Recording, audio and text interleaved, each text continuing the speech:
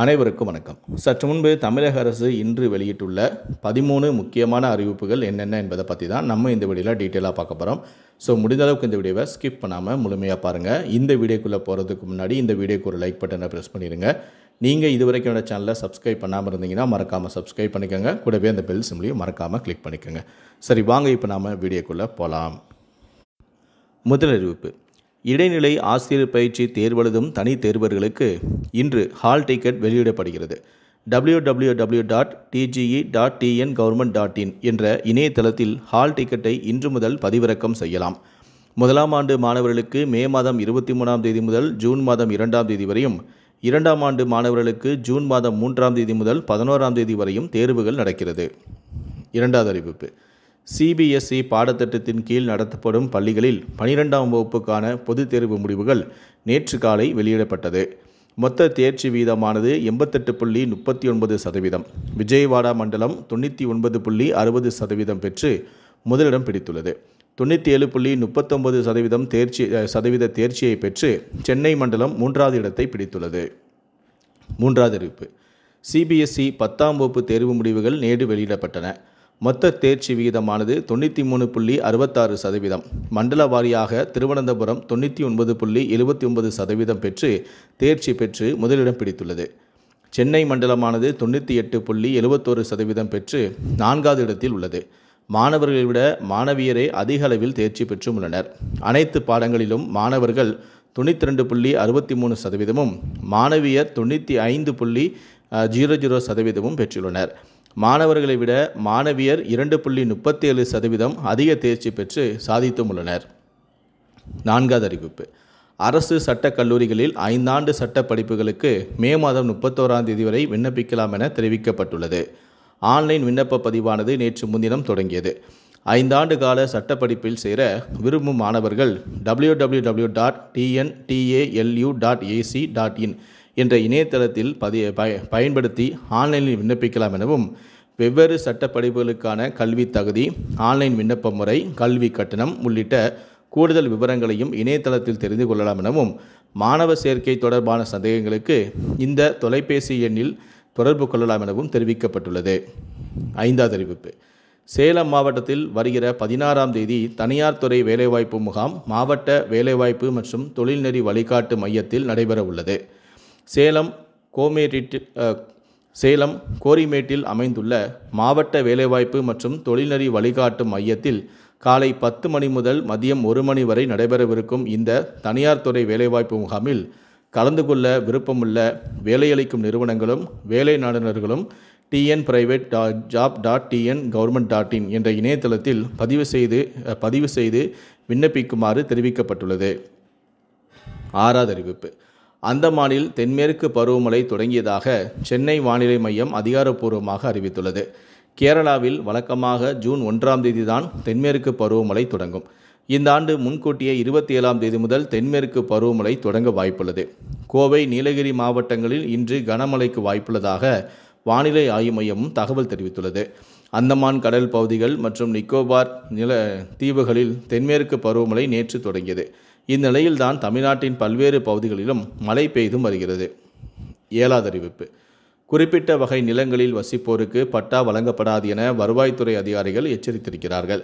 அந்த வகையில் உயர்நீதிமன்ற உத்தரவின்படி குளம், ஏரி, ஆறு உள்ளிட்ட நீர்வழி புறம்போக்கு பகுதிகளில் நீண்ட காலமாக வசித்தாலும் அவர்களுக்கு பட்டா வழங்கப்படாது.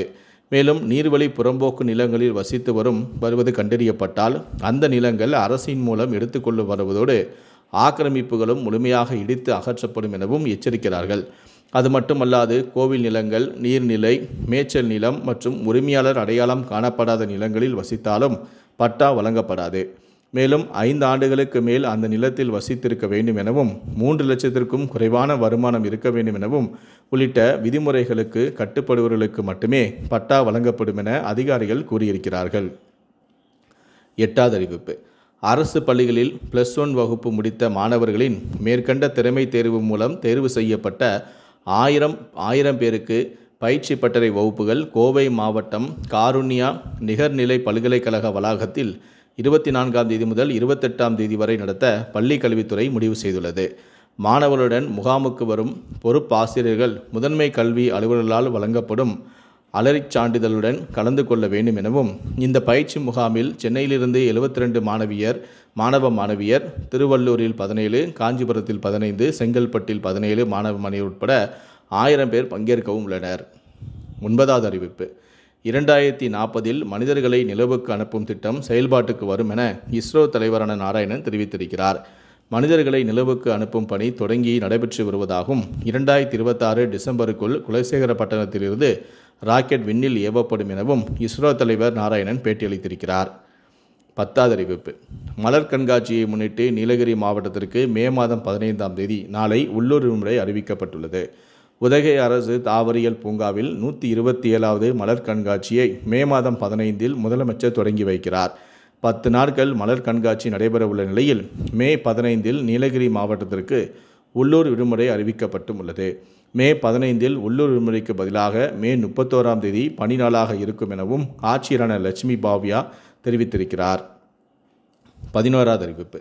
6 நாட்களில் 1,00,000 எட்டிய இன்ஜினியரிங் விண்ணப்ப பதிவு. தமிழ்நாடு முழுவதும் உள்ள 450க்கும் மேற்பட்ட இன்ஜினியரிங் கல்லூரிகளில் 2025-26ஆம் கல்வியாண்டுக்கான மாணவர் சேர்க்கைக்கு ஆன்லைன் விண்ணப்ப பதிவானது கடந்த 7ஆம் தேதி தொடங்கியது. TNEAonline.org என்ற இணையதளம் மூலமாக மாணவ மாணவிகள் விண்ணப்பித்து வருகிறார்கள். விண்ணப்ப பதிவு கட்டணமாக SC, SCA, ST பிரிவினருக்கு 250 ரூபாயும், மற்ற பிரிவினர்களுக்கு 500 ரூபாயும் நிர்ணயிக்கப்பட்டுள்ளது. 6வது நாளான நேற்றைய தினம் விண்ணப்பதாரர்களின் எண்ணிக்கையானது 1,05,314 உயர்ந்துள்ளது.